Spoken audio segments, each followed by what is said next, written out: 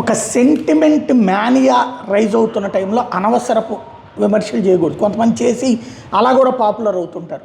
ఓ పక్కన శివాజీకి సంబంధించినటువంటి ఉత్సవాలు జరుగుతున్నటువంటి వేళ శంభాజీకి సంబంధించినటువంటి సినిమా చావా వస్తే దాని మీద నటి స్వరా భాస్కర్ చేసినటువంటి పరోక్ష వ్యాఖ్య ఇప్పుడు వైరల్ అవుతుంది. దానికి జనం నెటిజన్స్ పెద్ద ఎత్తున స్పందించడం, చావా బాక్సాఫీస్ వద్ద ఘన విజయాన్ని అందుకున్నటువంటి చిత్రాన్ని ఉద్దేశించి స్వరా భాస్కర్ కీలకమైన వ్యాఖ్యలు చేసుకొచ్చింది. తన పోస్ట్లో శివాజీ సావంత్ రచించిన చావా అనే నవలను ఆధారం చేసుకుని చిత్రాన్ని రూపొందిస్తే మరాఠా సామ్రాజ్యాన్ని చేజిక్కించుకోవాలని దురుద్దేశంతో శంభాజీ మహారాజును మొఘల్ చక్రవర్తి ఔరంగజేబు చిత్రహింసలకు గురి చేసి చంపాడని ఇందులో చూపించారు.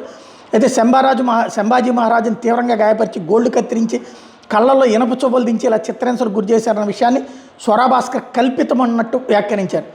దీంతో స్వరా భాస్కర్ అభిప్రాయం మీద పలువురు నెటిజన్లు ఆగ్రహం వ్యక్తం చేస్తున్నారు. చరిత్రను మార్చే హక్కు లేదని ఆమెకు తెలియజేస్తున్నారు. మీరు చేసిన పోస్టు గురించి మీరే మరోసారి ఆలోచించండి. నేను ఢిల్లీ యూనివర్సిటీలో చరిత్రను అభ్యసించా. ఔరంగజేబు చేతిలో శంభాజీ మహారాజ్ చిత్రహింసలు అనుభవించి మృతి చెందారనడంలో ఎలాంటి కల్పితం లేదు.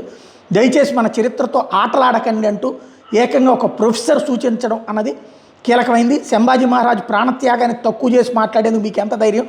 ఛత్రపతి శివాజీ జయంతి రోజున మీరు ఇలాంటి వ్యాఖ్యలు చేయడం దారుణం. కోట్ల మంది భారతీయుల సెంటిమెంట్ని మీరు అవమానిస్తున్నట్టు మరికొంతమంది ఆగ్రహం వ్యక్తం చేసినటువంటి పరిస్థితి.